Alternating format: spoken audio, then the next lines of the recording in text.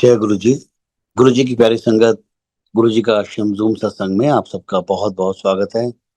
संगत जी, आइए सत्संग की शुरुआत करते हैं और सत्संग के लिए इनवाइट करते हैं रविंदर भाटी अंकल को। अंकल, आप प्लीज आए और गुरु जी का सत्संग शेयर करें। जय गुरु जी अंकल। जय गुरु जी अंकल। बहुत बहुत शुक्राना गुरु जी, आपने आज फिर मौका दिया सत्संग शेयरिंग करने का। सारी संगत को जय गुरु जी एंड नमस्कार, जैसा गुरु जी कहते थे। It's all about my journey and my destination, that's my गुरु जी। शायद मेरी जर्नी के 6 पार्ट होंगे। एक, इस जीवन की बात कर रहा हूं। हम लोग कितने जीवन से जुड़े हैं तो गुरु को पता। एक 2000 से लेकर 2004, दूसरा 2004 से 2010, तीसरा 2010 से शायद 2019, उसके बाद 2019 से 2024 और फिर 2024 के बाद 2025। हर पार्ट के अंदर गुरु ने कुछ ना कुछ दिखाया, कुछ ना कुछ समझाया, कुछ ना कुछ गाइडेंस दी लाइफ में। मैं एक टोटल नॉन बिलीवर, जिसने कभी विश्वास नहीं किया किसी भी चीज में। टोटल में कभी मंदिर, मस्जिद, गुरुद्वारा माथा नहीं टेका। आज भी मैं ये कह सकता हूं कि मैं शायद नॉन बिलीवर ही हूं, बट एक ही डिफरेंस है। शब्द कीर्तन में बहुत सारी चीजें आती है, हम लोग सुनते हैं।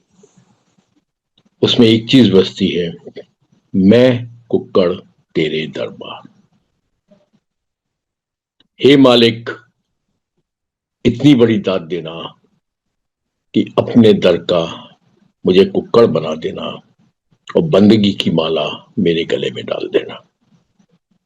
हे मालिक, मुझे दासों का दास बना देना, मुझे अपने कुक्कड़ों का भी कुक्कड़ बना देना। कुक्कड़ का मतलब होता कुत्ता। सो शुक्राना गुरु जी, आपने मुझे अपने दरबार का कुक्कड़ बनाया। इसके अलावा मैं कुछ सोच भी नहीं सकता हूं। मोर और less I am a non believer. Yes, I am a non believer.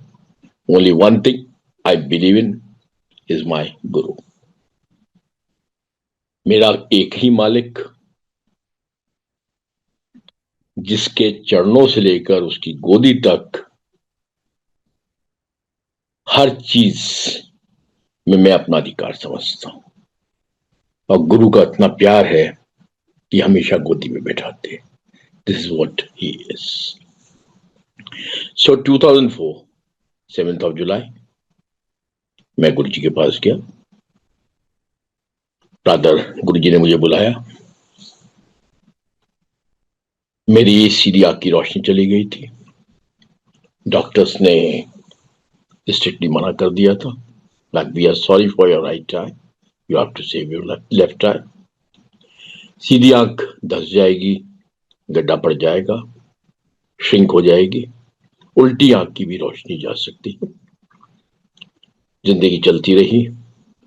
गुरुजी ने मेरी सिस्टर से कहा, या तेरे भरा दी पुट्ठी अख ब्लैश करती, उन्होंने 5-6 साल लग गए गुरु नूं समझण ले गुरु की हुंदा। So as per his words, what he said, he made me understand what Guru is in year 2010। अब मैं 2004 से 2010 की जर्नी की कुछ बातें कर रहा हूं। मेरे से गुरुजी बात नहीं करते थे, मेरी तरफ देखते नहीं थे। 10 जुलाई 2004 जैसे मैंने गुरुजी के चरण चूमे थे, गुरुजी ने मैंने क्या, जुआड़ी कित्थों दा पहले आउंदा नहीं सीगा, हुण आके अगे बैठ रहा है, चल जा पीछे। और जैसे मैं पीछे बैठने लगा, वैसे ही गुरुजी ने बाहर निकल के बैठ। Empire State. मैं बाहर निकल के बैठ गया। थोड़ी सी भी बेइज्जती महसूस हुई, लेकिन अपना काम करवाने आए थे, काम तो करवाना ही था। जब अपना काम करवाने आए थे और बेइज्जती महसूस हुई तो एक सेवादार आए मेरे पास। उन्होंने मुझे समझाने की कोशिश की कि अंकल, जिस दिन गुरुजी आपकी बेइज्जती कर दें, समझ लो आपका बहुत बड़ा कल्याण हो गया। तो जिस दिन गुरुजी आपकी बेइज्जती कर दें, समझ लो बहुत बड़ा कल्याण हो गया। मैंने मनी मन सोचा, मैंने कि आए तो कल्याण करवाने ही है, इससे बढ़िया क्या बात हो सकती कि बेइज्जती कराओ और आंख की रोशनी पाओ। जिंदगी यूं ही चलती रही। जिंदगी यूं ही चलती रही। 21 अक्टूबर 2006, बहुत सारी चीजें बीच में हुई। 21 अक्टूबर 2006 तक गुरुजी ने मेरे से कभी बात नहीं की। कभी बोले तो एक आध दो बार छोटी छोटी बातें हुई। जो भी बातें हुई वो भी सारी बातें मेरी सिस्टर के थ्रू हुई, उस बहन के थ्रू हुई जिससे मैं नफरत करता था। 21 October 2006, the day was Saturday, Deepavali की नाइट, दिवाली की रात। मैं एम्पायर स्टेट अपनी वाइफ, अपनी बेटियों के संग पहुंचा। जब मैं वहां पहुंचा तो पूरा एम्पायर स्टेट खाली था। टाइम 7:15। एक भी संगत नहीं थी। Can you believe? But it is true. On 21st of October 2006, on the Diwali day, the most auspicious day for the Hindu, मेरा महाशिव अकेला बैठा हुआ था और भक्त लोग एजेंटों के थ्रू अपने घरों में पूजा करा रहे थे। मैं पहुंचा क्योंकि गुरुजी मेरी तरफ देखते भी नहीं थे। जैसे ही मुझे देखा उन्होंने आंखें टेढ़ी की, राइट साइड से हाथ ऊपर किया और मुझे ऊपर भेज दिया। क्योंकि 10 जुलाई 2004 को थोड़ी मेरी बेइज्जती कर दी थी, उसके बाद से गुरुजी ने मुझे इज्जत नहीं दी। अब 21 अक्टूबर 2006, नीचे पूरा हॉल खाली, मैं ऊपर जाके बैठा। जब मैं ऊपर बैठा, 7, 7:15 का टाइम था। मैंने मनी मन अपने सोचा, मैंने गुरुजी कभी तो इज्जत दिया करो भाई, थोड़ा तो इज्जत देना आप भी सीखो भाई। आगरा से मैं आपके पास मिलने आया हूं, आपकी ब्लेसिंग्स लेने आया हूं, और एक आप हो कि देखा भी नहीं। मनी मन में सोच रहा था मैं कि इतने बड़े बड़े भक्त आपके इतनी बड़ी बड़ी बातें करते हैं, एक भी तो आपका भक्त है नहीं। मैं तो आपका भक्त हूं नहीं, मैं तो अपने काम के लिए आपके पास आ रहा हूं। मनी मन में सोच रहा हूं ऊपर बैठ के एम्पायर स्टेट में। इतने में गुरुजी ने मेरी बड़ी बेटी को खड़ा किया। उससे भी बेचारी से पहली बार बात कर रहे हैं। उस time she is 16 years old। जब बड़ी बेटी को खड़ा किया तो वो भी बेचारी बहुत बुरी तरह से घबरा गई। जैसे ही गुरुजी ने उसको बुलाया, घबरा के वो गुरुजी के पास पहुंची तो गुरुजी के अंदर किस दी बेटी है, उसके भी हाथ पैर फूल गए। उसने कहा गुरुजी पापा की बेटी हूं। आप गुरुजी कहते केड़े तेरे पापा? उसने कहा गुरुजी जो आगरा से आते हैं। केड़ा वो मोटू जया? उसने कहा गुरुजी हाँ वही। ले आज आया नहीं? उसने कहा गुरुजी आए हैं। ले कितने बैठा है? भाई पूरे एम्पायर स्टेट में पूरा हॉल खाली, 4-5 संगत आ चुकी थी जब तक। ले कितने बैठा है? नजर नहीं आ रहा। उसने कहा गुरुजी आपने उनको ऊपर भेज दिया। तब गुरुजी ने मेरी बेटी से कहा जा बुला के ला अपने पापा नु। जैसी मेरी बेटी ऊपर मेरे पास आई कि गुरुजी आपको बुला रहे हैं, पापा गुरुजी आपको बुला रहे हैं। 2.25 साल के बाद ये बात मेरे कानों में गई कि गुरुजी मुझे बुला रहे हैं। सो आई केम डाउन। गुरुजी कैबिनेट पे बैठे हुए थे। मैं उनके लेफ्ट में खड़े हो गया, आंख मेरी बंद, उनके चरण चूमे गुरुजी के, आंख बंद करके मैं खड़ा हूं। मेरी औकात नहीं थी, मेरी हिम्मत नहीं थी कि मैं गुरुजी की आंखों में आंखों मिला। आंखों से आंखें मिला पाता।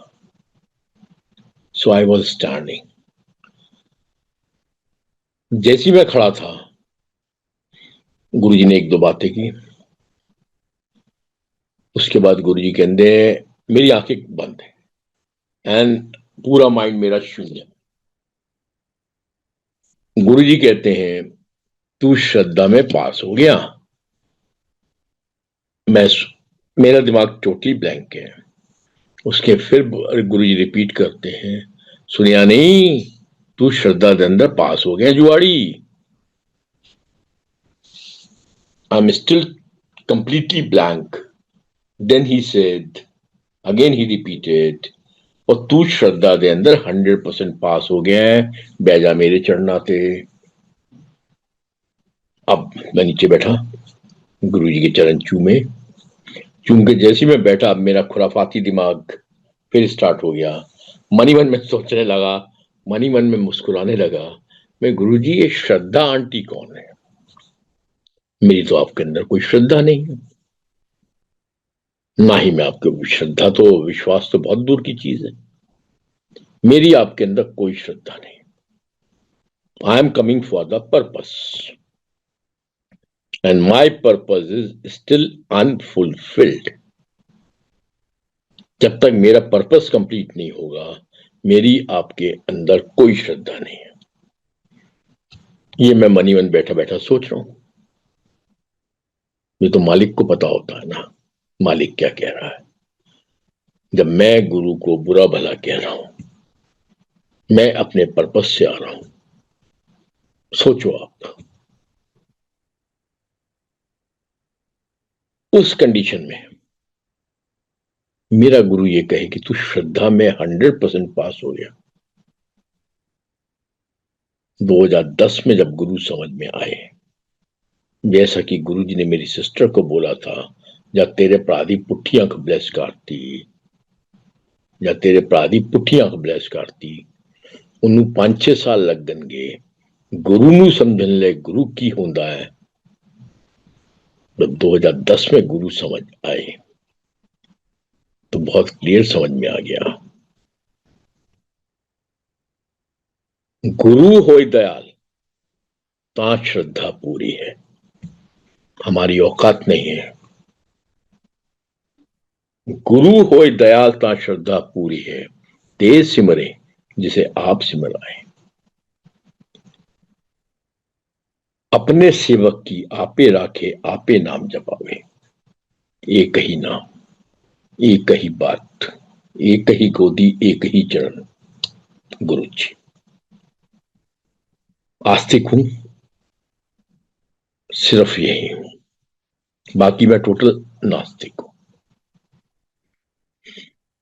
21 अक्टूबर 2006 गुरु जी ने बात की।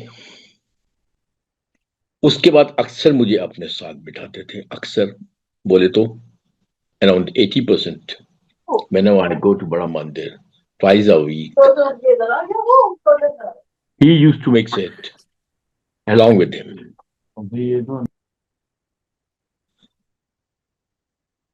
गुरु जी अक्सर अपने पास बिठाते थे और कोई ना कोई छोटी छोटी बातें करते थे जो मेरी समझ में बहुत बार नहीं आती थी, क्योंकि ही यूज्ड टू स्पीक ठेठ Punjabi and I was from UP, though I got my degree from Jalandhar, but still born and brought up in Agra. तो मेरी हिंदी फिर भी ठीक थी, पंजाबी इतनी स्ट्रांग नहीं थी। फिर भी गुरुजी की जो भी बात समझ में आती थी, वो कुछ बातें मैं आपके संग शेयर कर रहा हूँ। अब जब मैं गुरुजी के संग बैठता था, 1 मिनट के लिए, 2 मिनट के लिए, 5 मिनट के लिए, एक 3-4 बार मौका मिला, गुरुजी ने रात को भी बिठाया। 1-2 बार मौका मिला उस दौरान 21 अक्टूबर 2006 के बाद, जब गुरुजी ने मुझे 3-4 बार अकेले बड़े मंदिर भेजा। बैजा एक दिन गुरुजी ने मुझे बुलाया, कहते 7 बजे आ जाए एम्पायर स्टेट। मैं पहुंचा 7:20 पे या 7:25 पे। गुरुजी ने घड़ी देखी, घड़ी देख के कहते 5 मिनट लेट, 5 मिनट दी ब्लैसिंग्स खत्म, हुन जा वड्डे मंदिर जाके बह जा। 10 मिनट बैठी वापिस आ जाए। उस समय बड़े मंदिर कोई नहीं जाता था, दैट टाइम 2006। उस समय कुछ लिमिटेड संगत ही कभी कभी बड़े मंदिर जाती थी। So that night around 8:30 when I reach बड़ा मंदिर, कोई था ही नहीं। मालिका का से एक वो भी टाइम था जब हॉल के अंदर मैं बैठा 10 मिनट अकेला बैठ के मैं क्या करता, बस जल्दी हो रही थी उठने की कि फिर एम्पायर स्टेट चला जाऊं। तो ऐसा गुरुजी ने 4-5 बार कराया। क्यों कराया मालिक को पता। अब गुरुजी जब मुझे अपने संग बिठाते थे तो अक्सर मुझे कहते थे और तू सत्संग करना। मेरी बोलने की औकात नहीं थी गुरु के सामने, तो मैं अक्सर मनी मन सोचता था कि गुरुजी आंखें ठीक कर दो, सत्संग कर देंगे। फिर गुरुजी कहते और तू सत्संग करना। और मैं मन ही मन कहता था गुरुजी आंखें ठीक कर दो, सत्संग कर देंगे। आपके सत्संग होते क्या? आपके सत्संग तो यही होते कि ये खराब हुआ, डॉक्टर्स ने मना किया, या ये प्रॉब्लम आए, कोर्ट में मेरे केस बिगड़ गए, या ऐसा हुआ या वैसा हुआ, और गुरुजी आए, गुरुजी ने सब ठीक कर दिया। आपके सत्संग तो यही होते। पर यही चमत्कार सुन सुन के तो हम आपके पास आए। जब तक आप मेरा आंखें ठीक नहीं करोगे मैं आपका सत्संग क्या करूंगा। सो वेरी क्लियरली इसी दिमाग से मैं गुरुजी के पास आता रहा कि अपनी आंखें ठीक करानी है। There was no other purpose. जिंदगी चलती रही। गुरुजी ने कई बातें की, उसमें से एक सत्संग में आपके संग शेयर कर रहा हूं। गुरु की बात है 28 जनवरी 2006 गुरुजी का पहला सत्संग हुआ। 28 जनवरी 2006 गुरुजी का पहला सत्संग हुआ गुड़गांव में। उस सत्संग में मैंने बताया मैं धार्मिक इंसान नहीं था। नई मैंने एस्कॉडा कार खरीदी। मैं एस्कॉडा कार आगरा से लेके गुड़गांव पहुंचा। चाबी मैंने एस्कॉडा कार की गुरुजी के चरणों में रखी, माथा टेका और चाबी उठा ली। 4-5 बजे हम लोग गुड़गांव से चले। 1-1:30 बजे हम लोग कानपुर पहुंच गए। 28 जनवरी 2006 1:30 बजे हम लोग कानपुर पहुंचे। 11 सवा 11 बजे मैं अपनी कार में बैठा हुआ था। जनवरी में सबको पता ठंड होती है। मैं अपनी कार में बैठा था। इतने में मेरी नई एस्कॉडा कार में आग लग गई। जैसे ही आग लगी वैसे ही मैंने नीचे से बोनेट खोला, लेफ्ट हैंड से दरवाजा खोला। दोनों काम मेरे साइमल्टेनियसली हो गया। मैं कूद के बाहर गया। बाहर सामने ही आयरन रॉड पड़ी थी, उससे हम लोगों ने बोनेट खोल दिया। सामने सीज फायर मिल गया, उससे कार की आग बुझा दी। अब मेरा दिमाग खराब कि भाई ये आग कैसे लग गई, मतलब which is very unusual. I think this could be कि नई एस्कॉडा कार में आग लगना, शायद ये एस्कॉडा कार की हिस्ट्री का एक ही केस होगा। I think so, I don't no कि नए एस्कॉडा कार में 10 दिन के अंदर आग लग जाए। वो कार मैंने 30 जनवरी को लखनऊ सर्विस सेंटर भेजी, क्योंकि कानपुर में सर्विस सेंटर नहीं था। और 30 जनवरी मैं आगरा की तरफ वापस आया। जब जैसी मैंने आगरा बाउंड्री एंट्री की, जैसे आगरा डिस्ट्रिक्ट मैंने एंटर किया, आगरा वेलकम्स यू लिखा था, वैसे ही गुरुजी का फोन गया। नथिंग इज कोइंसिडेंस, आज मैं बोल सकता हूं। वैसे ही गुरुजी का फोन गया मेरी सिस्टर, मेरे ब्रदर इन लॉ के पास, मिस्टर बीबी भाटिया। उनके पास फोन गया कि पुछ अपने साले तो आगरा रेस्टोरेंट केड़ा वधिया है। अब मैं वैसे ही परेशान, मेरा गुरु से तो कोई लगाव है नहीं। 28 जनवरी 2006 की बात कर रहा हूं और गुरुजी ने मेरे से बात की थी 21 अक्टूबर 2006। मेरा तब भी कोई लगाव नहीं था गुरु से। 28 जनवरी 2006 मतलब 30 जनवरी 2006 को गुरुजी ने मेरे ब्रदर इन लॉ से पूछा कि पुछ अपने साले तो आगरा रेस्टोरेंट केड़ा वधिया। तो मैंने भी बोल दिया यार जहां जाना जाए उनसे कह दो, चाहे हम होटल अमर है, होटल क्लार्क्स, ये जेपी है, जहां जाना वहां जाए।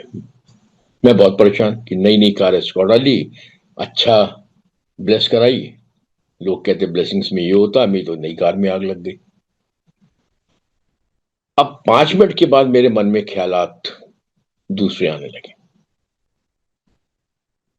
मन ही मन ये चेंज हुआ कि यार गुरुजी ने फोन कब किया? फोन किया जैसे ही मैंने आगरा डिस्ट्रिक्ट में एंट्री ली। हो सकता है जो कार में आग लगी, which is very very unusual, maybe only one of its kind in the history of the Escada,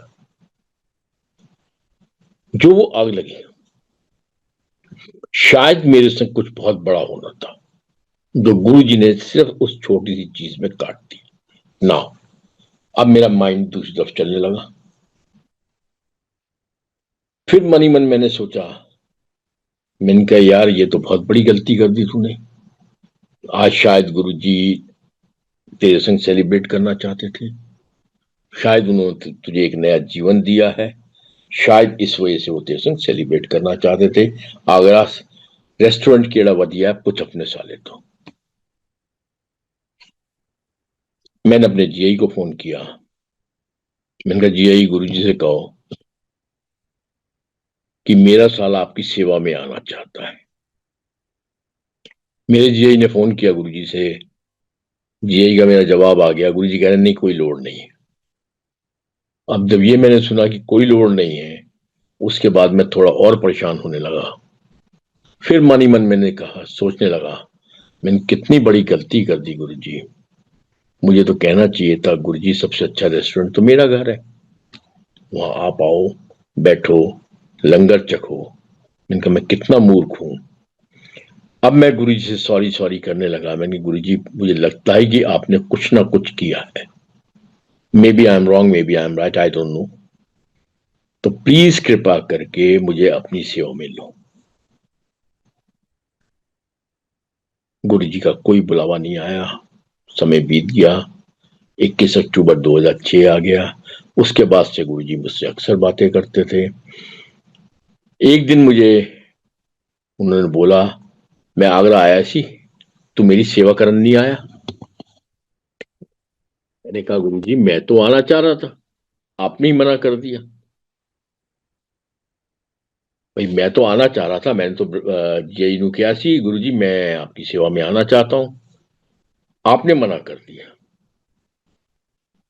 तो गुरुजी कहने देख गुरुआ तो झूठ नहीं बोल दे। नो सिंस मैंने भी ब्रदर इन लॉ को बोला था कि भाई मैं गुरुजी की सेवा में जाना चाहता हूं। मैंने फिर रिपीट किया, मैंने कहा नहीं गुरुजी मैं तो आपकी सेवा में आना ही चाहता था। कहते देख गुरुआ तो झूठ नहीं बोलते, गुरु हमेशा दिलाई बैठा है, चाहे नेगेटिव है या पॉजिटिव है, गुरु बैठा दिलाई चाहिए, गुरुआ तो झूठ नहीं बोलते। मैंने फिर इंसिस्ट किया, नहीं गुरुजी मैं तो आपकी सेवा में आना, तेन समझाता ना एक बार, समझ ले, गुरु हमेशा दिलाई बैठा, गुरुआ तो झूठ नहीं बोलते। मैं भी बाहर निकल गया। बाहर निकल के मैंने अपने मन ही मन सोच रहा था कि मैंने कहा मैंने कब झूठ बोला भाई, मैं तो आना चाहता था, पता नहीं क्या बोलते। 2010 में जब गुरु समझ में आया तो बहुत समझ में आ गया, बहुत क्लियर समझ में आ गया, शायद हम लोग उस लायक नहीं है, हम सब इंसान हैं, निष्काम सेवा करना हमारे बस में नहीं है। जब पहली बार मेरे पास मैसेज आया कि गुरुजी आगरा में हैं, वो पूछ रहे हैं आगरा में रेस्टोरेंट कौन सा अच्छा है, अगर उसी टाइम कहता नहीं जी मेरे घर आओ, दिल से आवाज निकलती, गुरु दिल में बैठा है, उसी टाइम मैं शायद कहता नहीं नहीं नहीं बताओ गुरु जी का, मैं सेवा करने जाना चाहता हूं। वो भी सेवा निष्काम नहीं थी हमारी, बट फिर भी दिल की आवाज निकलती कि मैं सेवा करने आना चाहता हूं। वो तो आफ्टर मैनी थॉट्स कि may be Guruji has blessed me, may be he has given me the new life, may be and may be. उस मे बी के चक्कर में, वो इफ्स एंड बट्स के चक्कर में मैं गुरु की सेवा में जाने को तैयार हुआ, क्योंकि मेरा सेल्फिश एंड मुझे नजर आने लगा कि शायद गुरु जी ने मुझे बचाया, तो मैं झूठ ही बोल रहा था। सेवा होती है मोरलेस निष्काम, जो शायद ही कोई कर पाता। सेवा होती है चाहे आप तन की सेवा करें चाहे आप धन की सेवा करें, मन से नहीं होगी तो तन की सेवा भी बेकार है, धन की सेवा भी बेकार है। ये एक बात गुरु का मुझे उस दिन समझ में आया।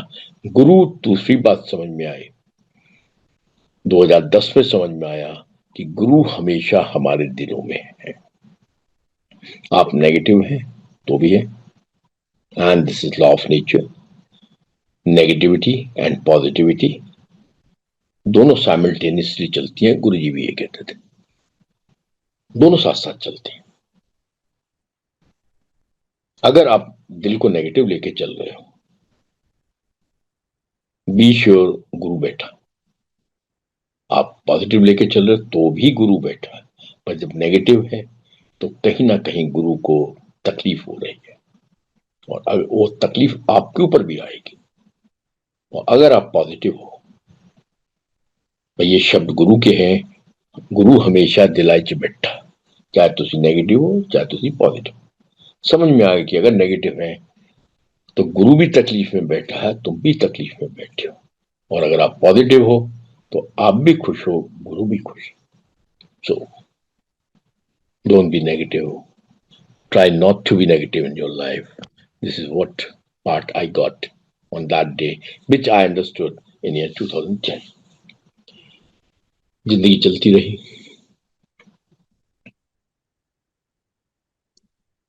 मेरा कोई कल्याण नहीं हुआ, जीवन में बहुत उतार उतार चढ़ाव आए। 2006 14 फरवरी मैं बिल्कुल ही बर्बाद हो गया।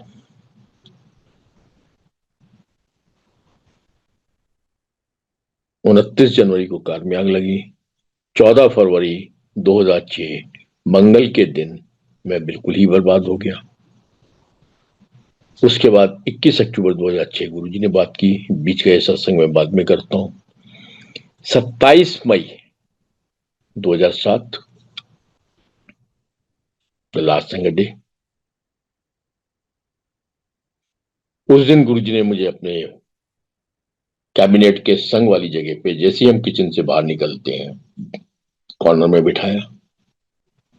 क्या हुआ उस दिन वो बाद में बात करूंगा। उधर बिठाया, बड़े प्यार से बात की, जो भी बात की। उस दिन गुरुजी, जैसा मैंने बाद में सुना, कुछ लोग कहते थे कि बहुत फाउल मूड में थे। दिल्ली की बहुत सारी संगत को या कई संगत को उन्होंने बुरा भला कहा कि तुम सारी नाली दे कीड़े मकोड़े हो, सारे भीड़ो संगत उंगलियाते हैं। मैं तो खैर संगत था नहीं उस टाइम तक, मैं अपने आप को मानता ही कुछ नहीं था। फाइनली 28 मई 2007 मंडे के दिन मेरे ब्रदर इन लॉ के थ्रू गुरुजी ने मुझे मैसेज भेजा, आगरा फलानी दुकान है गज्जोमल एंड सन्स, उस तो शोधी हरड़ साले के भेजे। अब शोधी हरड़ एक ऐसी हरड़ है जो आपको ऑल ओवर इंडिया कहीं भी मिलेगी, उस समय भी मिलती थी, आज भी मिलेगी। Why Guruji gave me that seva, जो वो सेवा मुझसे करवाना चाहते थे, ये गुरु को पता, मुझे नहीं पता। मंडे के दिन वो दुकान बंद रहती है। अब मैं गुरुजी की बातें मानता था, क्योंकि मैं आपको फिर सत्संग में बताऊंगा कि गुरु की बातें मानना बहुत जरूरी है। कुछ बातें जो मानते हैं हम, बस समझ लो वो कल्याण है आपका। सोमवार के दिन वो दुकान बंद रहती थी।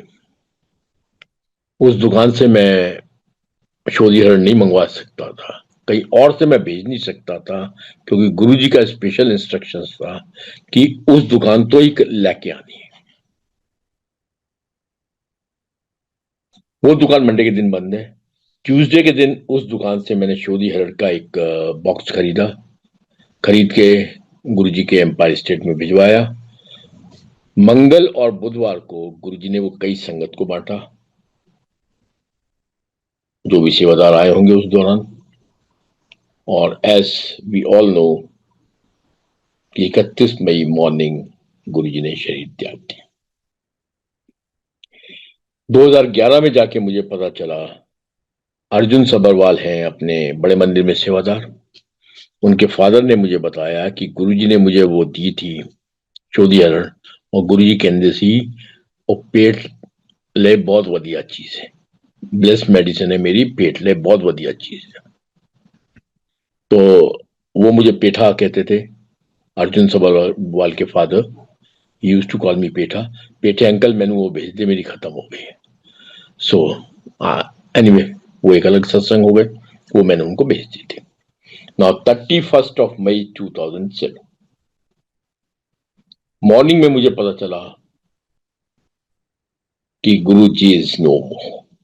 यहां से मेरा टर्निंग पॉइंट स्टार्ट हुआ। मेरी आंखें ठीक नहीं हुई थी, मेरा कोई गुरु से लगाव नहीं था, मुझे गुरु से कोई मोहब्बत नहीं थी, जिंदगी चलती जा रही थी।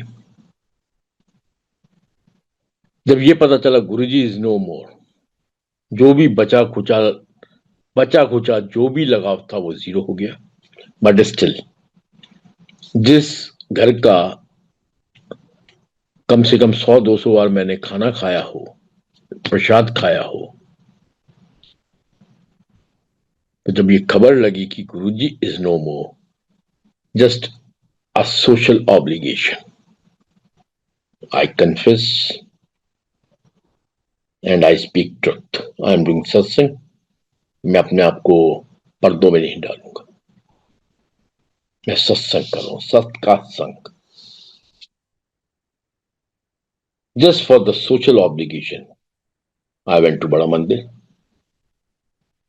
गुरु जी का पार्थिव शरीर पड़ा हुआ था,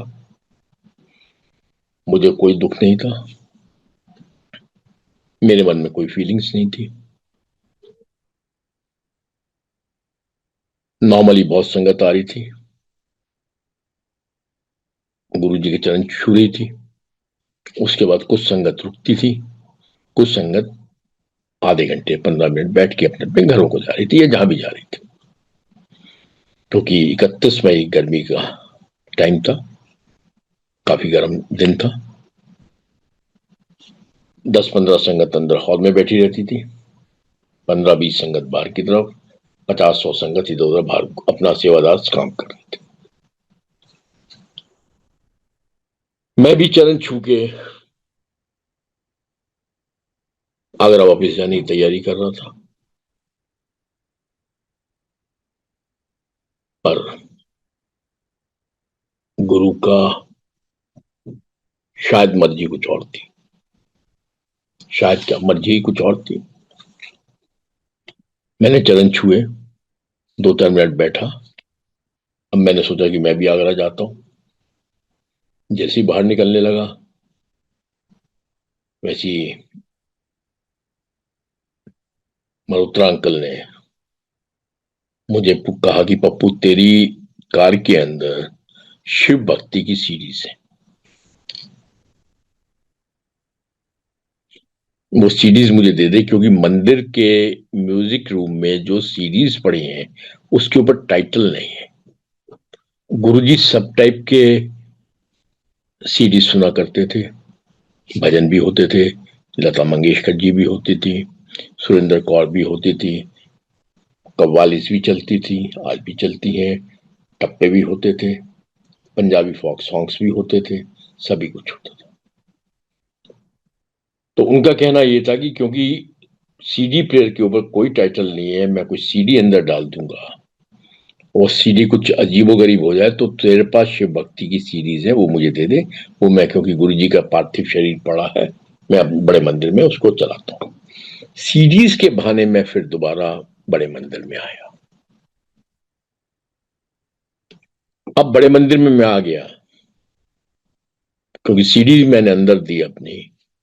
मैं मेन हॉल में जाके गुरु जी का पार्थिव शरीर पड़ा था, गुरु जी का मस्तिष्क दरबार की तरफ, गुरु के चरण दरवाजे की तरफ, मैं गुरु जी के लेफ्ट में बैठा हूं। इतने में गुरु जी की आंखों से पानी निकलने लगा। Let me clear one more thing कि by that time, by 21st of October 2006, मुझे जिस जो सोच के मैं गुरु के पास गया था, मेरी तीन सोच थी, तीन थॉट थी मेरे दिमाग के अंदर।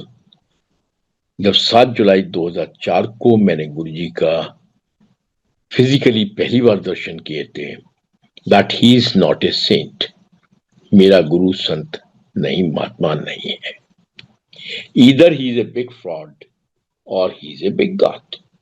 ये तीन चीजें मेरे दिमाग में थी। By 21st of October 2006 it became very clear to me, उसके अलग अलग सत्संग से,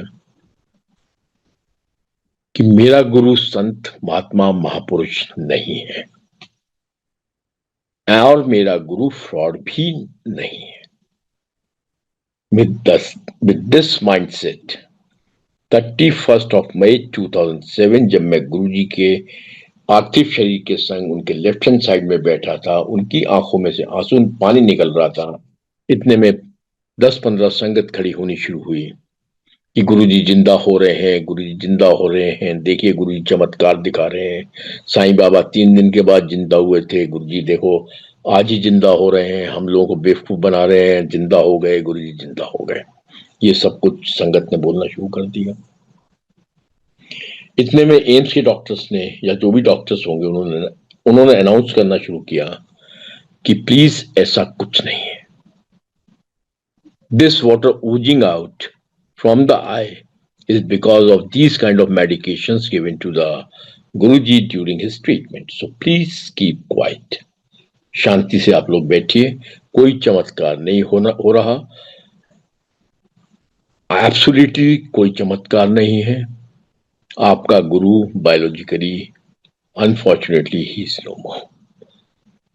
खैर, ये अनाउंसमेंट होती रही, मैं वहां बैठा रहा, गुरु जी की आंखों से पानी निकलता रहा। इतने मैं सुनता हूं कि भजन बजने स्टार्ट होते हैं जगजीत सिंह के। टाइम होगा करीब 12, 12:30, 1। जैसे जगजीत सिंह के भजन बजने स्टार्ट होते हैं, वैसे 10 दिन पहले मैंने एक सत्संग सुना होता है। सत्संग वॉज कि जगजीत सिंह गुरु जी के पास आते थे और वो गुरु जी से रिक्वेस्ट करते थे, गुरु जी आपके मंदिर में मेरे भजन नहीं बजते। गुरु जी ने जवाब दिया था, मेरे जाने के बाद। जैसी वो भजन बजने स्टार्ट हुए, जैसी वो सत्संग मेरे जहन में आया, इधर मैं गुरु जी की आंखों में से पानी निकलता हुआ देख रहा हूं। अब मेरे लिए बहुत क्लियर था that guru is not a saint. It was very emphatical. It was very clear to me that he is not a fraud. And the third option was maybe he is a big God. जैसे गुरु जी की आंखों का आंसू निकल रहे हैं, मेरी आंखों से आंसू निकलना स्टार्ट हुए। मन ही मन मैंने सोचा, मैंने कहा महाराज आप हो कौन? हाउ एग्जैक्टली यू नो तेरे भजन बजेंगे मेरे जाने के बाद? मेरे दिमाग के चक्षु हिलने लग गए। देन आई थॉट, अगर कोई भगवान है, अगर कोई ईश्वर है, all scientifically, all logically, with all your logics, अगर कोई भगवान है, कोई ईश्वर है, कोई डिविनिटी है जिसने सृष्टि की रचना अगर उसने की, अगर, वो कितना बड़ा है, कोई कल्पना है, हम लोग कुछ सपना भी नहीं ले सकते उस चीज का, वो कितना बड़ा है। जो from nowhere, from black hole, the one who can do, who can make this kind of universe, which is ever expanding, which is full of energy and total energy of negative positive की बात करो, total zero. जो ईश्वर इतना बड़ा है, जिसने इतनी बड़ी सृष्टि की रचना की, वो क्या नहीं कर सकता? सब कुछ कर सकता। एक भगवान भगवान को एक मंदिर में रखी हुई मूर्ति के अंदर डाल सकता है, तो भगवान इंसानी चोले में क्यों नहीं आ सकता? अगर भगवान मन एक भगवान को मंदिर की मूर्ति के अंदर डालता है, भगवान चोले में क्यों नहीं आ सकता? अगर वो सच है, मंदिर में पड़ी हुई मूर्ति के अंदर भगवान है, तो भगवान इंसानी चोले में क्यों नहीं आ सकता? जो कि शिव पुराण में लिखा है कि भगवान ब्रह्मा ने जब महाशिव से पूछा था कि तुम इन काठ के पुतलों का करोगे क्या, जो आपने पैदा करवा दिए मेरे थ्रू, तब महाशिव ने जवाब दिया था, जब कभी जरूरत पड़ेगी मैं गुरु के रूप में धरती पे जाया करूंगा और अपने चंद भक्तों का कल्याण करूंगा। मेरे दिमाग में जैसी वो भजन बजे जगजीत सिंह के, मैंने गुरुजी के चेहरे की तरफ देखना शुरू किया, उनकी आंखों से पानी निकल रहा था, मेरी आंखों से आंसू आने लगे। मैंने कहा, you are not a fraud, you are not a saint, maybe you are a god, I need to live with this journey. Who you are, आप कौन हो? मुझे ये जर्नी जीनी है, मुझे समझना है कि ईश्वर क्या है। मुझे लगता है मैंने साक्षात ईश्वर को देखा है, लेकिन उसको समझना है कि ईश्वर क्या है। I need to live with this journey.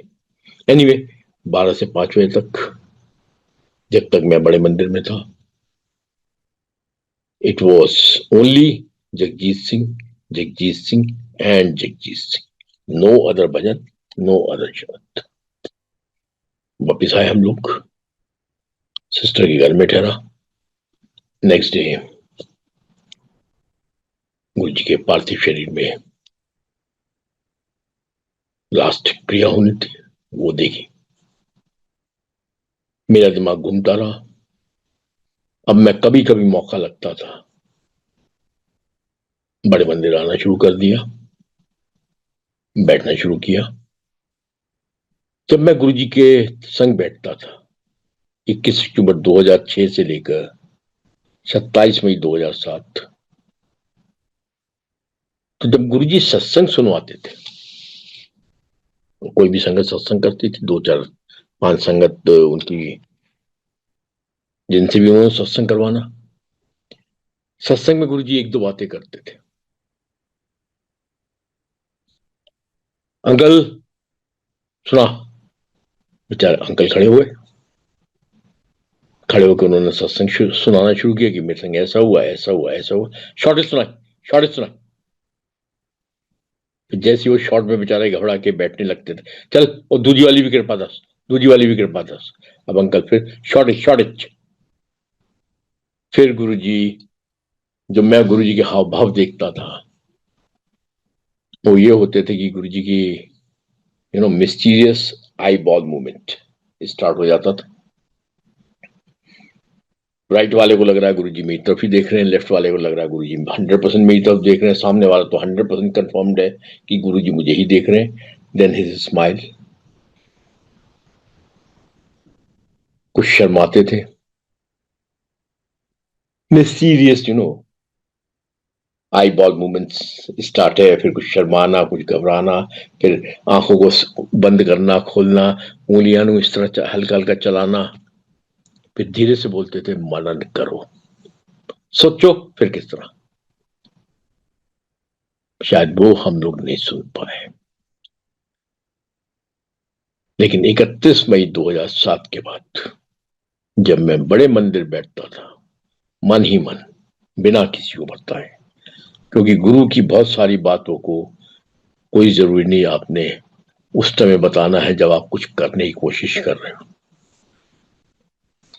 बैठता था, कुछ पुरानी संगत आती थी, पूरा मंदिर खाली होता था। नई संगत को सुन के हैरानी होगी कि मंदिर खाली होता था। मंदिर खाली होता था, पुरानी संगत आती थी, घंटों घंटों बैठ के मैं उनके सत्संग सुनता था। कुछ में हैं 20-25 नाम, चित्रा अंकल हो गए हमारे, अनीता वर्मा आंटी हो गई, अनीता आंटी हो गई, शालिनी आंटी हो गई, इस टाइप से 10-20 लोग। पंजाब की संगत आती थी, कईयों के नाम याद नहीं है, हमारे नोएडा वाले अंकल, मतलब कई लोगों के नाम मुझे याद नहीं रहते जनरली, सो कोचड़ अंकल, मतलब इन सब के सत्संग वहां मैं सुनता था। मीरा आंटी, सत्संग सुनता था, उस पर मनन करता था। बिकॉज मैं एक अपने बारे में थोड़ा सा 1 सेकंड के लिए बताना चाहूंगा कि मेरी graduation from DAV college Jalandhar, वहां मैं लाइब्रेरी में बैठने का बहुत शौक था, और अदरवाइज भी बुक्स पढ़ने का शौक था। तो मैं अपने आप को ज्ञान का पूरा भंडार समझता था। मेरे लिए, जैसे मैं सुनता था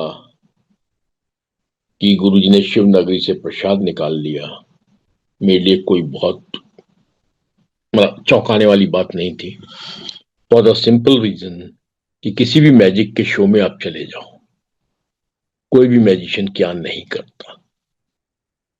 एनीवे, अब उनके सत्संग सुन सुन के उस पर थोड़ा सा ध्यान दे दे के, उसका मनन करके, उसके बारे में सोच के मैं जिंदगी काटता रहा।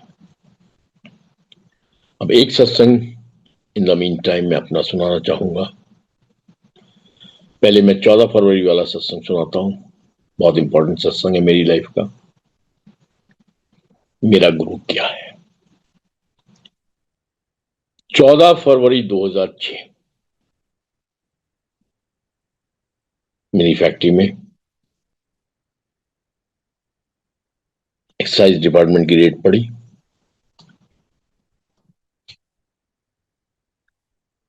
उस रेड में हमारे एक दोस्त ने एक्साइज कमिश्नर के कनपट्टी पे गोली लगा दी, एक सुपरिटेंडेंट को धक्के दिए। मेरा केस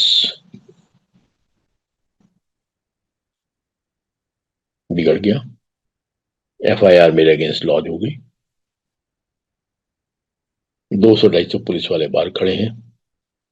भाई, किसी भी गवर्नमेंट के काम में अगर आप दखल देते हैं तो इमीडिएटली कमिश्नर साहब ने सब कुछ बुलवा लिया। मुझे बाहर पता नहीं क्या हुआ, मुझे नहीं पता बाहर क्या हो रहा है। एफआईआर लॉन्च हो गई, मैं डिस्टर्ब हो गया, मेरी माली हालत खराब हो गई, फैक्ट्री मेरी बंद हो गई, मैं मेंटली डिस्टर्ब हो गया बिल्कुल। बीपी मेरा शूट अप करने लगा, किसी भी टाइम मैं जेल जा सकता हूं, and I am in trouble. आप कहते हो कि आप गुरु के पास आते हो, सब कुछ हरा हरा होता है। मैं तो कहता हूं 2003 में मैं आया, सबसे पहला अच्छा काम हुआ, मेरी आंख की रोशनी गई, रेगुलर में आने लगा। 14 फरवरी 2006 को मैं बर्बाद हो गया। एक फायदा था सुहान था। अब रिश्वतें देने की कोशिश की गई, डिपार्टमेंट के किसी भी आदमी ने कोई रिश्वत नहीं पकड़ी, और जब गवर्नमेंट डिपार्टमेंट का आदमी रिश्वत ना पकड़े तो it means you are in a big trouble. और टेंशन हावी होने लगी। देन रोज के शो को नोटिसेस और परेशान करने लगे। तो एक आदमी एक आध पैक कभी विस्की मारता था, वो आधी आधी बोतल शराब पीने लगा। अब मेरे अंदर टेंडेंसीज पैदा हो गई, मार दूंगा मर जाऊंगा, मार दूंगा मर जाऊंगा, सारी सोसाइटल टेंडेंसीज पैदा हो गई। इनमें एक ही कड़ी थी जिसने हम सबको पॉजिटिव बनाने की कोशिश करते रहे, और जो मेट से बहुत गालियां खाते रहे, वो थे मेरे ब्रदर इन लॉ मिस्टर बीबी भाटिया। मैं परेशान, उनके संग भी बहुत बड़ी प्रॉब्लम्स में वो गुजर रहे थे। वो एक ही बात कहते थे, गुरुजी जो कर रहे हैं वो अच्छा कर रहे हैं। मैं उनको बुरा भला कहता था, मैंने कि आप बकवास कर रहे हो, तबाह करके रख दिया, जब से शक्ल देखी है मैं बिल्कुल तबाह हो गया, कहाँ लेके आ गए, कहाँ फंसा दिए। वो बार बार एक ही बात करते थे, जो गुरु कर रहा है वो अच्छा कर रहा है। जब वो ये बोलते थे वो मेरे से उल्टा सीधा सुनते थे। वन फाइन डे जब मेरे से बिल्कुल नहीं रहा गया, तब मैंने अपने ब्रदर इन लॉ से कहा, मैंने कि अभी चलो गुरुजी के पास और आज मेरी तकलीफ का बयान करो और मेरी तकलीफ दूर कराओ, वरना मैं बच्चों को जहर दे के मार दूंगा और खुद भी मर जाऊंगा। वो बड़े कॉन्फिडेंट होके मुझे लेके गुरुजी के पास गए। आप सुनिए। आप गुरुजी बैठे हुए थे, मेरे ब्रदर इन लॉ नीचे झुके, मैं उनके पीछे खड़ा हूं। मेरे ब्रदर इन लॉ ने गुरुजी के आगे हाथ जोड़े, हाथ जोड़ के कहते हैं, गुरुजी मेरा साला बहुत दुखी है। तो गुरुजी कहते की क्या पाटिया। उसने फिर रिपीट किया क्योंकि ही वॉज वेरी कॉन्फिडेंट। मतलब मैंने उनको इतना एडमेंट बना दिया, नहीं आज आपने मेरा काम करवाना है। कि क्या पाटिया। उसने कहा, गुरुजी मेरा साला बहुत दुखी है। तो गुरुजी कहते फिर मैं की करा दस। उसने मेरे ब्रदर इन लॉ ने कहा, गुरुजी आप ही ने तो सब कुछ करना।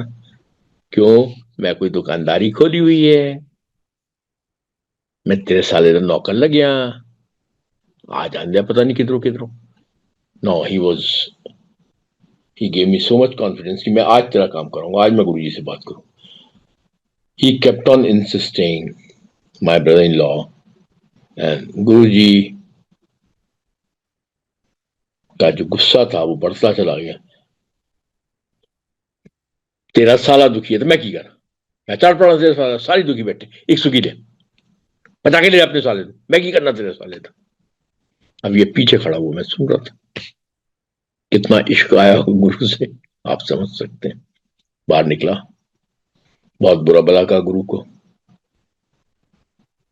Somewhere June July 2006 brother in law को बहुत बुरा भला कहा, ये हम है, हे माधो हम ऐसे तू ऐसा। उसके बाद see this is what my Guru is. जब कुछ नहीं रहा गया, रिश्वतें नहीं चली, कोई काम नहीं बन रहा, सारे दरवाजे बंद, फिर एक संगत लेडी संगत को मैंने गुरुजी के पास भेजा। जब वो लेडी संगत गुरुजी के पास गई तो गुरुजी ने उस लेडी से पूछा, कुछ आगरा वाले तो क्या आगरा वाले नू अपने दिल के अंदर झाके। उन लेडी ने मुझे कहा कि गुरुजी कह रहे हैं अंकल आप अपने दिल में झांको। अब जब मैंने अपने दिल में झांका, मैं सबसे कहता हूं आप लोग अपने दिलों में झांको। जब मैंने अपने दिल में झांका तो मुझे लगा कि सबसे बढ़िया इंसान तो मैं, भाई मैं तो किसी का बुरा सोचता नहीं, सबको लगता। If you are facing any problem, be it a emotional relationship और एनीथिंग एल्स, सब कसूर मेरे भाई का है, बहुत कमीना है, या कसूर मेरी सास का है, या मेरी नंद का है, कौन से संस्कार दे दिए, या मेरी बहू का है, इसके माँ बाप ने क्या संस्कार दे दिए। यही लड़ाई झगड़े के में हम लोग का जीवन निकल जाता है अगर कोई प्रॉब्लम है। सेम गुरु जी का सवाल आया, उन्होंने अपने दिल के अंदर झांक के, दिल में झांक लिया, मेरा जवाब गया, मैं तो ठीक ठाक। फिर गुरु जी का दोबारा मैसेज आया उस लेडी के थ्रू, कुछ आगरा वाले तो उन्हें पैसे का की करना। अब यही सवाल मैं आप सबसे पूछता हूं कि पैसे का क्या करना। जब तक मैं करोड़ों में खेल रहा था तो पैसे का क्या करना भाई, सोना खरीदना, जायदाद खरीदनी है, डायमंड्स खरीदने। वो शख्स, मैं अपनी बात कर रहा हूं, जो करोड़ों कमा रहा हो और सडनली वो सड़क पे आ जाए, जब अनाज खरीदने को पैसे ना हो, गेहूं के दाने खरीदने को पैसे ना हो, उस शख्स से पूछो कि पैसे का क्या करना। अब जवाब गया गुरु जी के पास, गुरु जी रोटी खाने के लिए पैसे चाहिए, गुरु जी दही दूध बच्चों के लिए पैसे चाहिए, गुरु जी बच्चों की पढ़ाई के लिए पैसे चाहिए। तब गुरु जी का आंसर उसी लेडी के थ्रू आया, कहते नहीं दस दे उन्नू, आगरा वाले नू पैसा चाहिदा, अपनी मां ले, अपनी भैनां ले ते अपनी बेटियां ले, that he needs money for his mother, for his sisters, for his daughters. The moment I listened that, दिमाग से वो चीज मेरे दिल में गई। दिल और दिमाग का जब सिंक्रोनाइजेशन हुआ, सामंजस्य जब दोनों का बना, तो बहुत क्लियर समझ में आ गया गुरुजी क्या कहना चाहते हैं। 1987 I got married. By 1988 I got away from my family. मेरे फादर ने कहा कमीने घर से बाहर निकल जा, तुझे जायदाद का एक भी पैसा नहीं मिलेगा। मैंने भी कहा तुम्हारी जायदाद का मुझे एक भी पैसा नहीं चाहिए। मैं 2 साल 3 साल भटकता रहा, मेरे पास कुछ नहीं था। नफरत अपनी माँ के प्रति, अपने फादर के प्रति, अपनी बहनों के प्रति, अपने भाई के प्रति लेके मैं जीवन जीता रहा। अब 2006 में मेरे गुरु ने कहा पैसा चाहिए, माल है, पैना ले ते बेटियां ले। 18 साल के बाद वो नफरत जिसके संग में जी रहा था, 18 साल के बाद मैं अपनी माँ के पास गया और माँ के चरणों को हाथ लगाया। बहुत इंपॉर्टेंट सत्संग है, इसको समझने की कोशिश करो। माँ के पैरों को हाथ लगाया और मन ही मन कहा माँ तेरा बेटा है। वापस आ गया। मन ही मन मैंने सोचा, मन ही मन, गलती तेरी या गलती मेरी मुझे नहीं पता, पर मेरे अंदर की जो भी नेगेटिविटी है वो मैं बाहर निकाल रहा हूं। आज से फिर तू मेरी मां, मन ही मन में सोचो। क्योंकि गुरु जी कहते थे आर्गुमेंट लीड्स टू आर्गुमेंट्स। एक बहस स्टार्ट होगी, अगर बहस में वो एक चेन स्टार्ट हो जाएगी बहस की। कभी भी आपको किसी के संग दिल जोड़ना, जो टूटे हुए दिल है, गिठान नहीं बांधनी, उसको जोड़ो, इतनी स्ट्रांग वेल्डिंग करो कि वो फिर ना टूटे। एक आर्गुमेंट के बाद एक आर्गुमेंट कभी भी दिल नहीं जुड़ेंगे। एनीवे, मैंने अपनी मां से कोई आर्गुमेंट नहीं किया, पैर छुए, बस सिर्फ यही कहा, कंधे पे हाथ रखा, मां तेरा बेटा तेरे पास आ गया। बहनों के प्रति जो नफरत थी वो निकालने में टाइम लगा, 10-15 दिन में वो नफरत निकली। बेटियों को थोड़ा थोड़ा टाइम देना शुरू किया। 15-20 दिन के बाद गुरुजी का उसी आंटी के थ्रू मेरे पास मैसेज आ गया, आगरा वाले नु कहे एवं ही घबराया फिरदा, एवं ही केस रफा दफा हो जाऊगा। जिस केस में करोड़ों की पेनल्टी के लिए मैं तैयार था, उतनी ही मैं रिश्वतें देने के लिए तैयार था। वो मेरा मात्र टोटल केस मात्र 10,000 रुपए की पेनल्टी में खत्म हो गया, बिना एक पैसे की रिश्वत दिए। Now to sum up the things. जो 2006 में हुआ वो मेरा भाग्य था, वो तो होना ही था। उसमें क्योंकि अगर मैं अपने जीवन की बात करूं, मैं किसी भी चीज को नहीं मानता था। जोशियों के पास मैं नहीं जाता था, लेकिन मेरे फादर ने एक दो जोशियों को मेरा हाथ दिखाया था, तो उन्होंने यही कहा था कि तुम्हारे इस बेटे के पास तो कुछ भी नहीं है जीवन में, ये अपना घर भी नहीं बना पाएगा अपने पूरे जीवन काल में। खैर, वो जोशियों की बातें क्या करनी, उनकी बेकार की बातें करके। जो मेरे जीवन में शायद मेरे भाग्य में लिखा था, बहुतों के बिजनेस खराब होते हैं, बहुत लोग सुसाइड करते हैं, बहुत लोग खुद भी मारते हैं, अपने बच्चों को भी मार देते हैं। होता है, ये भी लाइफ है।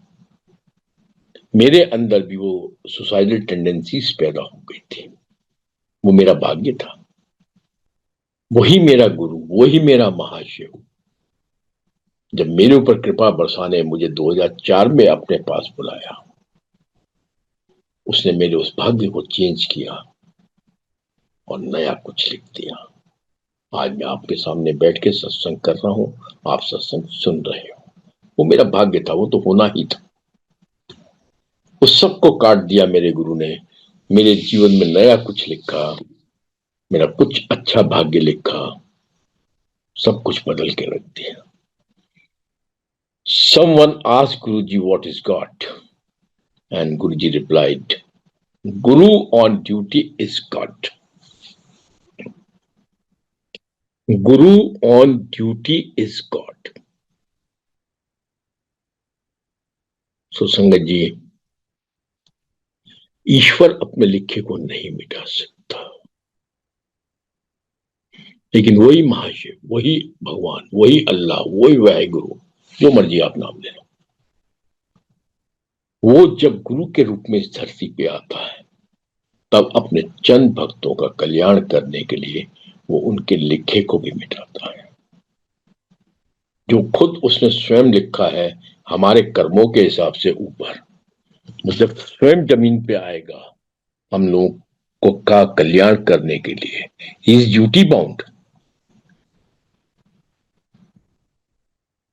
ही is duty bound, guru ji is duty bound to bless अस।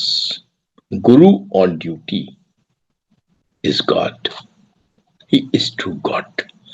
संत आपको आपके जीवन में कुछ रास्ता दिखा सकता है, भगवान आपके कर्मों के हिसाब से आपका भाग्य लिख सकता है, लेकिन गुरु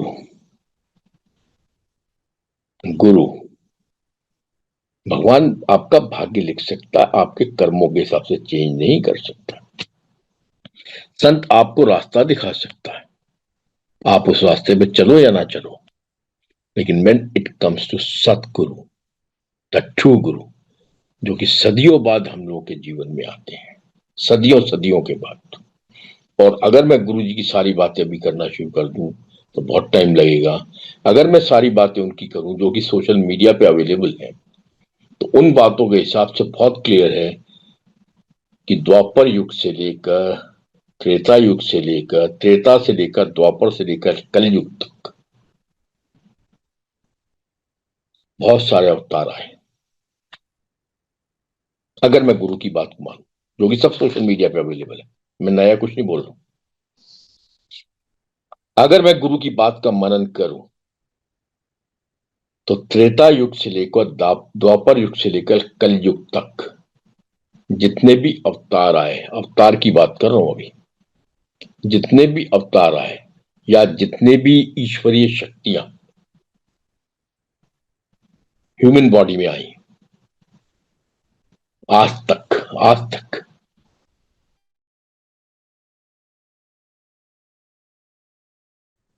द अल्टीमेट पावर कभी भी ह्यूमन बॉडी में नहीं आई एक्सेप्ट माय गुरु। सारी चीजें सोशल मीडिया पे अवेलेबल है, उस पर मनन करना, क्योंकि उसकी डिटेलिंग में जाऊंगा तो मुझे 3 घंटे चाहिए। इतनी बड़ी शक्ति, आई मीन कंप्लीट पावर मालिक of universe, from Treta to Kalyug आज तक नहीं आया। सिर्फ हम लोगों की किस्मत बहुत अच्छी है कि गुरु जी ने ये शरीर धारण किया। हम लोग बहुत किस्मत वाले हैं। मैं किसी को नहीं कर रहा हूं, पर अपने गुरु की बढ़ियाइयां करना मेरा काम है। कौन क्या है, with due respect to every power, पर अपने गुरु की बढ़ियाई करना, जिसका मैं पालतू कुत्ता हूं, उस मालिक के लिए जान देना मेरा काम है। मेरे भाग्य में जो भी था वो हुआ, गुरु ने मिटाया, नया भाग्य लिख दिया। अब एक लास्ट सत्संग अगर परमिशन हो तो मैं करूं अंकल। जय गुरु जी। हाँ जी अंकल, जरूर।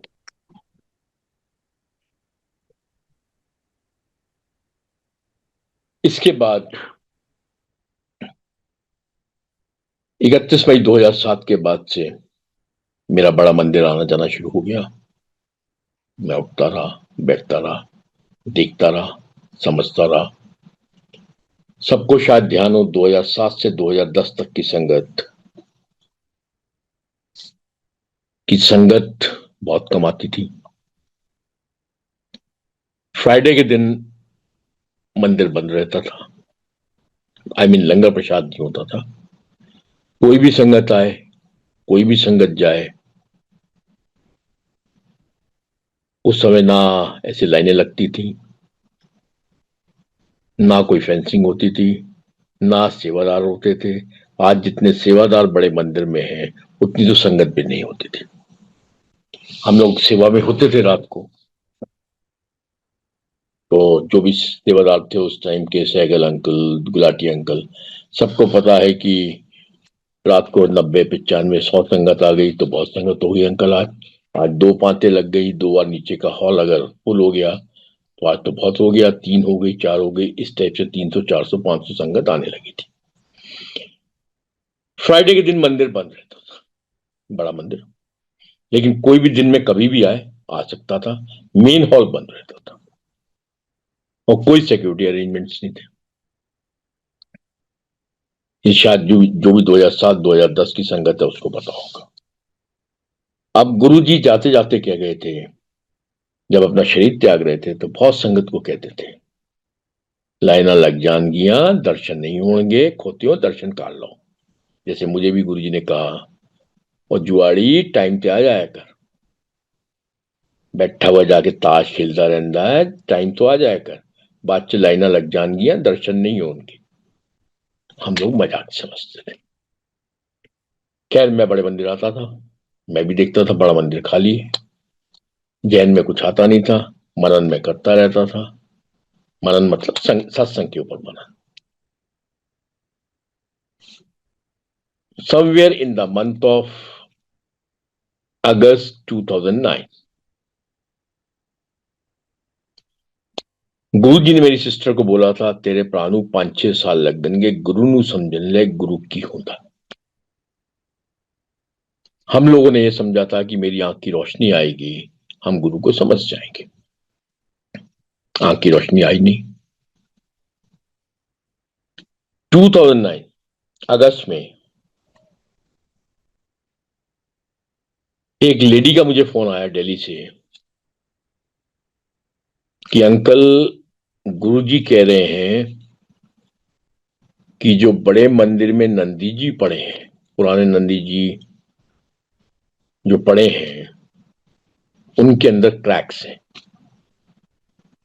मेरा वाण टूटिया होया है, मैं चलांगा किस तरह। अब ये सत्संग सब लोग जो भी सुन रहा है गौर से सुनना। मेरा वाण टूटिया होया है, मैं चलांगा किस तरह। अब क्योंकि Agra is hub for the handicraft, तो आप देखो अंकल, गुरुजी का आदेश आया है कि उनका नंदी जी टूटे हुए हैं, वो चेंज होने और सेम बनने। अब क्योंकि मेरा 5वां साल कंप्लीट हो गया था, 6वां साल स्टार्ट हो चुका था, अब मुझे लगा कि नंदी जी की सेवा मैं करूंगा, चेंज कराऊंगा और मेरी आंखों की रोशनी आ जाएगी। इस लालच से पूरे आगरा में आंटीज को मैंने फोन किया, आंटी वो नंदी जी किस चीज के बने हुए हैं? शी सेड कि अंकल मुझे नहीं पता। मैंने गुरु जी ने आपको नहीं बताया? कह नहीं, वो गुरु जी ने नहीं बताया। हम लोग बैठे, www.guruji-maharaj.com खोली 2009 में।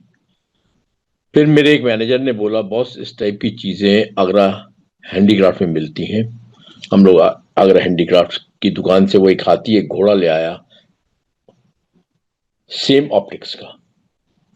जब हाथी घोड़ा मेरे सामने आए और हमने उसको बड़े मंदिर में जो नंदी जी थे उनके ऑप्टिक्स से मिलान किया, तो मुझे लगा ऑप्टिक्स तो सेम है। तो फिर मैंने पूछा किस मटेरियल के बने हुए हैं, तो ही सेड कि ये लेदर के बने हुए। मन ही मन सबने कहा कि भाई लेदर के नंदी जी मंदिर में नहीं हो सकते। इवन मुझे भी डाउट था कि भाई लेदर के नंदी जी मंदिर में कैसे होंगे।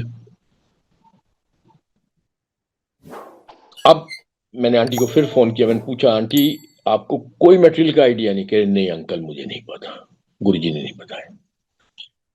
अब क्योंकि मुझे कहीं ना कहीं डाउट हुआ, हो सकता है ये नंदी जी जो मंदिर में रखे हुए हैं वो लेदर के हों। अब पता चला कि इस टाइप के मटेरियल का जो भी काम हुआ, जिसके हाथी घोड़ा आए थे वो इंदौर में बनते हैं। मैंने तुरंत इंदौर फोन किया। इंदौर के एक कारीगर को, मैं शॉर्ट में कर रहा हूँ ये सत्संग, इंदौर के कारीगर मेरे ऑफिस में आ गया। उसको मैं जबरदस्ती करके फ्राइडे के दिन सितंबर या अगस्त के महीने में उसको लेके मैं बड़े मंदिर पहुंचा। फ्राइडे के दिन बड़ा मंदिर बंद रहता था, मेन गेट खुला हुआ था, मालिका का बाहर थे, मैं था, वो कारीगर था, मेरी वाइफ थी, वो आंटी थी।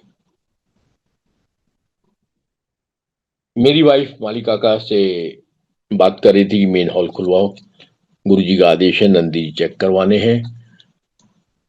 मालिका का गौरव अंकल को फोन करने लगे। मैं आगे आगे बढ़ा, मैं शिव मूर्ति के आगे आया। अब जस्ट विजुअलाइज कि शिव मूर्ति के आगे उस समय कोई फेंसिंग नहीं होती थी। आप सिंपल जाओ, माथा टेको। अब आप सीधा पैदल चल के आ रहे हो आगे से, आपकी नजर शिव भगवान के चेहरे पे है। अब मेरे जैसा मोटा आदमी, और उस समय जो पेटल्स थे, आज तो गोल्डन कलर के हो गए हैं, उस समय जो पेटल्स थे जो कि शायद 2018-19 तक सेम रहे, जो पेटल्स थे वो व्हाइट कलर के थे। आई एम टॉकिंग अबाउट 2009 अक्टूबर। जैसी मैं चेहरे की तरफ देख रहा हूं, अब मेरे जैसा मोटा आदमी जब ऊपर से नीचे आएगा और पेटल्स पे अपना सर रखेगा, तो 100% उसकी आंखें खुली हुई होंगी। मैं ऊपर से नीचे आया, पत्थर है, पेडल्स पत्थर के बने हुए। अब जब मैं पत्थर पे सिर रखूंगा तो डेफिनेटली मेरी आंखें खुली होंगी, और चौड़ाई पेडल्स की करीब 1.25 फुट मान के चल रहा हूं मैं। जैसी मैंने सिर रखा, नीचे कुछ नहीं था। जैसी मैं आंख खोल के उठने लगा, सामने 10 रुपए की नोटों की गड्डी। गड्डी मैंने उठाई, गड्डी को मैं देखने लगा। मैंने नीचे झांका, कोई नीचे तो नहीं है, पेडल्स की उस तरफ कोई भी नहीं था। अब मेरे एकदम गूज बम्स हो गए। एकदम मेरे दिमाग में आया, मैं ये गड्डी कहां से आई? इतने में पीछे से आंटी आ रही थी। वो आंटी मेरे पास पहुंची, तो आंटी से मैंने कहा आंटी ये मैं जब नीचे जा रहा था मेरे हिसाब से यहाँ कुछ नहीं था। और जैसी मैंने आंखें खोली, सामने 10 रुपए की नोटों की गड्डी पड़ी मिली। तो आंटी बोली, ओ अंकल सॉरी, मैं आपको बताना भूल गई, गुरुजी ने कहा था उस कारीगर का एडवांस मैं खुद भेजूंगा। अब जैसी मैंने ये सुना कि कारीगर का एडवांस मैं खुद भेजूंगा, वो 10 रुपए की नोट की गड्डी मैंने देखी, मेरे बूज बम्स होने लगे। इतने में वो कारीगर आया, मेन हॉल खुलवाया गया। कंफर्म हो गया कि जो गुरुजी ने अपने हाथों से नंदी जी की स्थापना की थी वो लेदर के हैं, क्योंकि सेम बनने थे। उस कारीगर को एडवांस दिया गया। वो जो क्रैक नंदी जी में क्रैक थे 2009 में नए नंदी जी की स्थापना 4 जनवरी मंडे के दिन 2010 को स्थापना हुई। गुरुजी ने कहा था उसका एडवांस मैं खुद भेजूंगा। अब वो जब नोटों की गड्डी मेरे हाथ में थी तो मुझे कई सत्संग याद आने लगे। कोई भी जादूगर, एनी जादूगर जिसको मैं जादूगरी समझता था गुरु की, कोई भी जादूगर अपने शरीर में रह के जादूगरी कर सकता है। जो अपने शरीर में नहीं है फिर वो जादूगरी दिखाए तो वो जादूगर कौन है? वो जादूगर है भगवान, वो जादूगर है ईश्वर, वो जादूगर है महाशिव। 4 जनवरी 2010 बड़े मंदिर में नंदी जी की स्थापना हुई। एडवांस गुरुजी ने भेजा। उसके बाद से रेस्ट इज द हिस्ट्री। जो भी उस टाइम की संगत होगी सबको पता है। गुरुजी ने कहा मेरा वाहन टूट आया है, मैं चल लांगा किस तरह। और 4 जनवरी 2010 के बाद से संगत की एक्सपोनेंशियल ग्रोथ होनी शुरू हो गई और 2011 आते आते लाखों की संगत पहुंच गई। ये है मेरा गुरु और ये है उसकी कृपाएं। He is too big. आप छोटी जगह पे नहीं आ रहे हो, आप किसी मंदिर में नहीं आ रहे हो, आप किसी मूर्ति के आगे माथा नहीं टेक रहे हो। बी श्योर अंक, बी श्योर संगत जी, आपको साक्षात महाशिव बुला रहा है। बाकी बातें फिर कभी। आपको साक्षात महाशिव अपने पास बुला रहा है आपका कल्याण करने के लिए, नॉट फॉर द ब्लेसिंग्स। आज मैं फिर एक बात को क्लियर करके जा रहा हूं, not only for the blessings, he is calling you for your whole welfare, for your whole well being. He is not only calling you for the blessings, as Guruji used to say, मेरे मंदिर की दीवार के आगे से भी जो निकल जाएगा उसको मैं ब्लेस कर देता हूं। आप तो बहुत बार आ रहे हो, आपको मेरा गुरु बार बार बुला रहा है। खाली ब्लेसिंग्स के लिए उसने बुलाना होता तो सिर्फ मंदिर की दीवार के आगे से एक बार आपको निकलवा देता, आपको ब्लेस करवा देता, नहीं भी निकलवा के भी ब्लेस कर देता। He is calling we all, हम सबको गुरुजी बार बार बुला रहे हैं for our complete well being, जो कि एक बहुत बड़ी पिक्चर है। उस तक हमें पहुंचना चाहिए, उस चीज को हमें समझने की कोशिश करनी चाहिए। अकॉर्डिंगली वी मस्ट गिव और behave like that. For today शुक्राना फॉर एवरीथिंग। सत्संग तो बहुत लंबे लंबे हो सकते हैं, सत्संग बहुत है गुरुजी ने, बहुत ब्लेसिंग्स हैं गुरुजी की। कोशिश करता हूं कि अपना शायद इस जन्म में गुरु का साथ मिला है, कंप्लीट वेलफेयर की तरफ जाऊं। ब्लेसिंग्स तो गुरु की हमेशा सब लोगों के साथ। जय गुरु जी, शुक्राना गुरु जी।